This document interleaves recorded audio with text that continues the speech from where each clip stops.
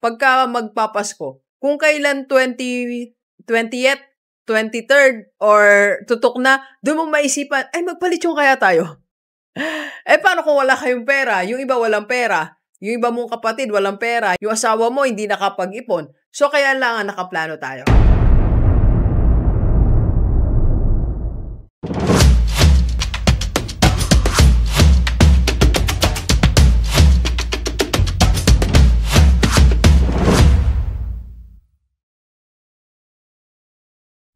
Okay, Gilivers, pag-usapan natin, financial planning this 2025. Paano nga ba tayo hindi nabibigla sa mga gastusin natin? Alam mo, pag kasi nabigla tayo sa mga gastos, ang tendency, nangungutang tayo.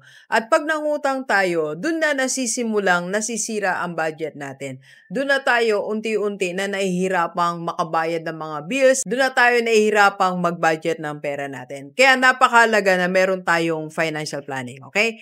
So, paano nga ba natin sisimulan? Ito po, one tip ni Rockstar.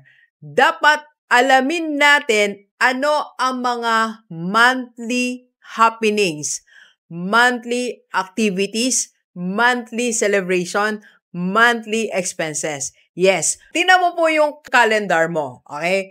January, Feb, March, April, May, June, July, August, September, October, November, December. Ano ang ganap ng January? Ano ang ganap ng Feb? Ano ang ganap ng March, April, hanggang December? So, doon mo makikita na January pala, birthday ng anak mo. February pala, anniversary nyo. March pala, graduation ng anak mo. June, July, summer, so meron kayong family vacation. Then, enrollment. Then, start na ng monthly tuition fee. So, birthday uli ng kapatid mo, birthday ng nanay mo, o fiesta sa inyo, or ano man ang celebrations. So, makikita mo ngayon, monthly, eto pala yung upcoming expenses ko. Tandaan natin, bawat occasion, bawat celebration, ang ibig sabihin niyan, expenses. Kasi ganun tayo mga Filipino eh. Hindi na natin maalis yan eh. Or, sabihin mo sa sarili mo, I will not celebrate. Hindi naman ganun, di ba? Hindi na natin maalis yun. Kaya dapat ready tayo. Okay? So, ilagay mo ngayon ang monthly activities, celebrations nyo ng family. Okay? Alam mo, magandang gawin to. Mag-meeting kayo sa family mo habang nagdi-dinner kayo. O anak, o asawa, o mga kapatid, kung single ko, o nay, tay. Ito yung mga gagawin pala natin ngayong 2025. So, ito, hanggang December. Pati Christmas, nandun na. Pati yung Christmas vacation, isama na natin sa planning. Kasi minsan, di ba napapansin nyo, pagka magpapasko, kung kailan 20th, 23rd, or tutok na, doon mo maisipan, ay magpalitsyon kaya tayo. Paano kung wala kayong pera? Yung iba walang pera. Yung iba mong kapatid walang pera. Yung asawa mo hindi nakapag-ipon. So, kaya lang nakaplano tayo. Okay? So, second, pag nailagay mo na lahat ng mga gastos natin, you allocate budget. Yes, kailangan may budget per celebration para hindi tayo mag-exceed. So, halimbawa, birthday ng nanay mo, magkano bang budget nyo?